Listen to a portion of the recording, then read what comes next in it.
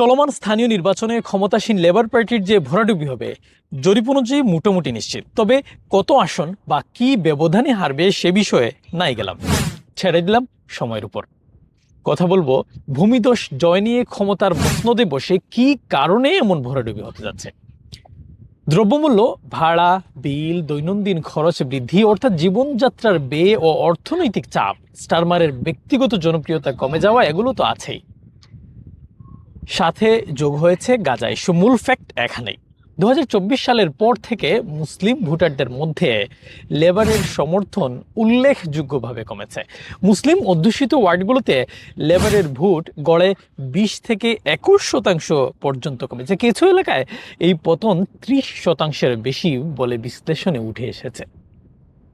এবার আসেন আরেকটা গুরুত্বপূর্ণ ইস্যুতে, ইমিগ্রেশন। এই ইস্যুতে যেমন সাদা ব্রিটিশদের ভোট কমেছে, তেমনি ইমিগ্রেন্টদেরও ভোট কমেছে। 2024 সালের জুলাইয়ে লেবার সরকার ক্ষমতায় আসার পর থেকে এখন পর্যন্ত চ্যানেল পাড়ি দিয়ে প্রায় 65,000 মানুষ ব্রিটেনে পাড়ি দিয়েছেন। অনেক কড়াকড়ির ফলেও বারবার ব্যর্থতায় জনপ্রিয়তা হারাচ্ছে দলটি। সেই সাথে হোম সেক্রেটারি শাবানা মাহমুদের বাড়াবাড়িও কিন্তু ভালোভাবে নিচ্ছে না ইমিগ্রেন্ট কমিউনিটিগুলো। ফলে সরকার দুদিকেই বিপদে পড়েছে।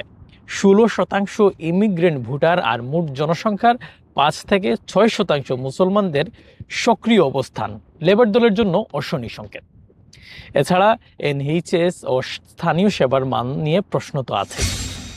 তবে কথা হলো, অতীতেও দেখা গেছে মধ্যবর্তী বা স্থানীয় নির্বাচনে শাসক দল বড় সড়ো ধাক্কা খেলেও জাতীয় নির্বাচনে ঘুরে দাঁড়িয়েছে। আপনার কি মনে হয়, লেবারের পক্ষে ঘুরে দাঁড়ানো কি সম্ভব? মন্তব্য করে জানাতে পারেন।